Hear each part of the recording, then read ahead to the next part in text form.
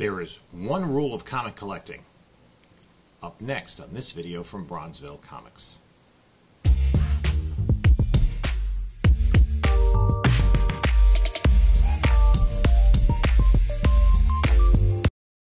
Hey there, comic book community. This is Jim from Bronzeville Comics coming to you with another video. If you enjoy the content on this channel, subscribe, hit the like button, leave a comment down below on your thoughts. I'm going to be talking about a lot of topics that have to do with collecting comic books, and I want to know what you think. In the meantime, we just passed 2,000 subscribers, and I'm going to be doing stuff. I didn't have time to do a 2,000 subscriber giveaway. I'm going to be doing a 2,500 subscriber giveaway when the time comes. So if you're not subbed up to the channel, get subbed up, and we'll be, as we get close to 2,500, we'll be talking about what the giveaway is and how we're going to run it. So at the opening, I said there's one rule of comic book collecting, and there is. And that is, there are no rules. Everyone has a different approach to the hobby, and they collect in different ways. Some people collect modern books, some people like variants, some people like Silver Age books, some people like keys, some people like runs, some people like to collect all the issues from their birth month, some people like to collect a certain artist, a certain character. All of those are valid forms of collecting, however you want to collect. I like to collect books that I had as a kid.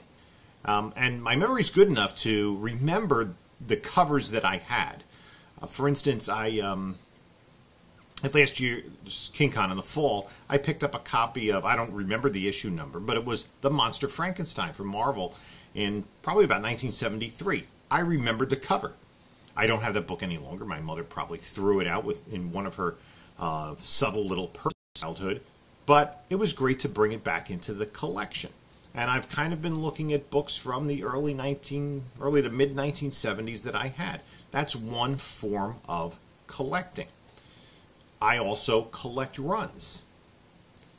I have large runs of books, especially from the 1980s forward. That's a valid form of collecting. Some people like a specific artist. Some people love variant covers. Key issues only. They want to collect all the Spider-Man villain first appearances, all the Batman villain first appearances, whatever it is. That's what makes this hobby so interesting, that everybody has a different approach to it. And obviously the movies, specifically the MCU, have fueled some of that and have made some first appearances of characters become much more valuable in recent years than they had been before.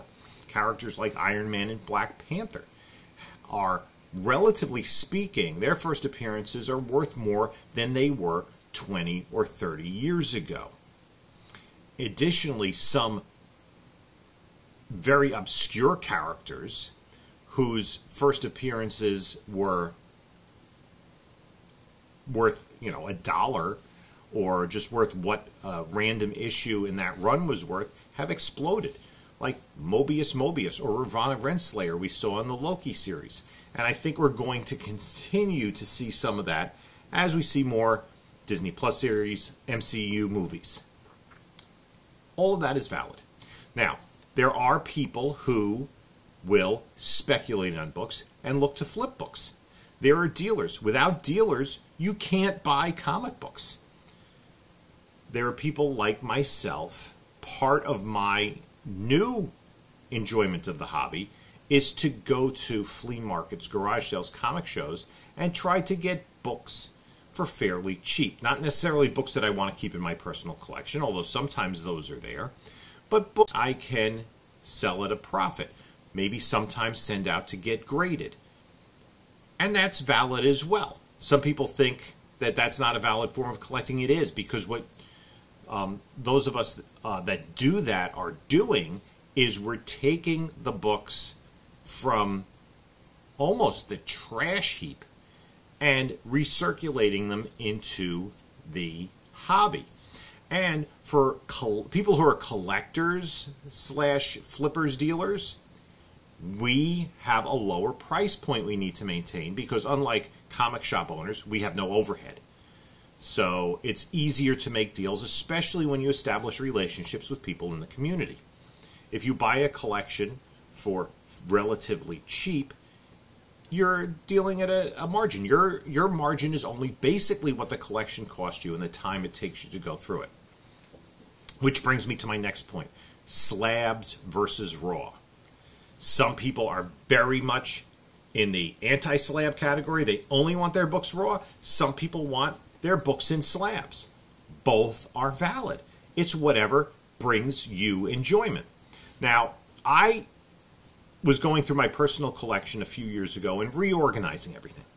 And I have a fairly large personal collection. So I was trying to put everything in order.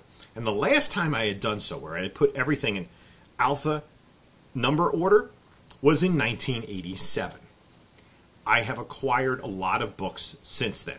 And this was 3 years before I even started to buy collections and frequent flea markets, garage sales, and I would go to comic shows very infrequently. Now I go on an almost weekly basis, it seems. At least a couple of times a month I'm at a comic show. And as some of you have seen some of my other videos, behind me are enormous piles of comic books that I'm not even sure what I'm going to be doing with all of these comic books. Right? I'm going to sell some, I'm going to keep some. I do read everything I buy for my personal collection. I have short box upon short box of comics to read. And that doesn't even include the new books that I have fallen way behind on.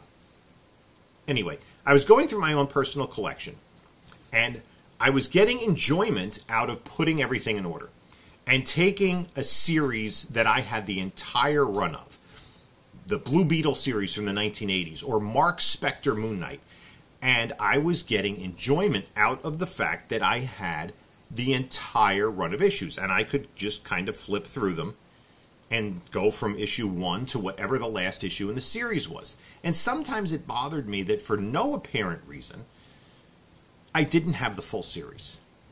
I was missing some random issue. And that's what I have been spending part of my time at shows, is targeting those random issues to complete the runs.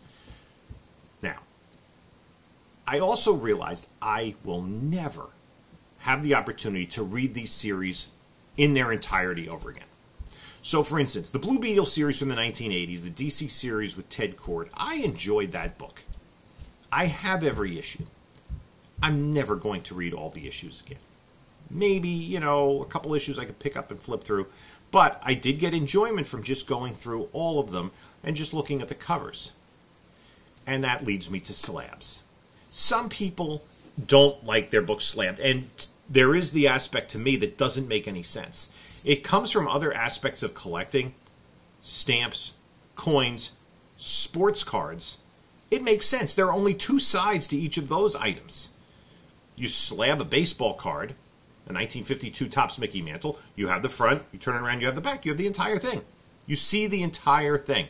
When you slab a comic book, you're losing almost the entire enjoyment of the actual book. But especially for older books, they're preserved, and a lot of people like the covers. And what I came to the realization of was two things. Number one, I'm never really going to dig into a lot of these books again. I do when I send a book out, especially a book that I haven't had in a long time or is a fairly rare book, I like to read it. I sent out, I had a collection, I had Fantastic Four, 48, 49, 50. I had read those stories as part of the Marvel Masterworks run when I got those, but I enjoyed going through them again and seeing the letters page, the advertisements, the bullpen bulletins, and also enjoying the smell, because it does take you back to that moment in history of when these things were created. However, how many times would I be reading that book again? By having that experience one more time and encapsulating it, it preserves the comic book. And it also monetizes the book. If it's not a book I want to keep long-term in my personal collection, but somebody else will pay money for it, I'm willing to let them pay that money. And so that is part of the idea of encapsulating comic books in slabs from CGC, CBCS, PGX, whatever your choice may be. So there is a commodity to this collectible. And again, if you only like raw books, you're not wrong. If you love slab books, if you want to get an entire run of a certain modern series in 9.8, you're not wrong. That is how you collect. And we cannot criticize how anyone else collects comic books. If you just collect comic books and read them and throw them, in your room and roll around in them like Scrooge McDuck, that is your prerogative. Some people, I'm solely a reader. They're not concerned about maintaining the condition of the book that they buy. And also, when they look to buy back issues, they're perfectly happy with buying low-grade reader copies. And that's fine as well. Whatever your decision is, whatever rules you set for yourself, those are perfectly acceptable rules in comic book collecting. They may not be how I would collect or how someone else would collect. It doesn't matter. We're all individuals, and we all have our own way of collecting comics. So, that being said, I hope that you enjoy the way that you collect comics and wish you luck in furthering your collection. In the meantime, I'm constantly adding to how I collect. Different tendrils, different types of collecting. I just decided recently that I wanted to collect the entire month that DC saluted the bicentennial, because those comics are numbered. In 1 month of DC, it was part of my childhood. I was, 9 years old at the time? I got a lot of those books, and a lot of those books I didn't get. So some people do that. Much as some people like to collect that Marvel Anniversary with the frame type pictures, including the Marvel Star comics.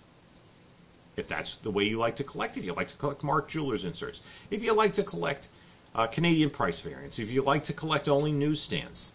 That's entirely your prerogative. You enjoy it. And I enjoy hearing the stories of people who collect in different and maybe sometimes peculiar ways, because I am trying to collect every DC comic with a cover date of 1972. That includes a lot of war, horror, and romance books that I otherwise never would get, but it's kind of a fun little niche to collect, and it gives me something to look for that isn't necessarily easy, but also isn't impossible to find. So, this is Jim. Until next time, saying, however you collect, enjoy your comics.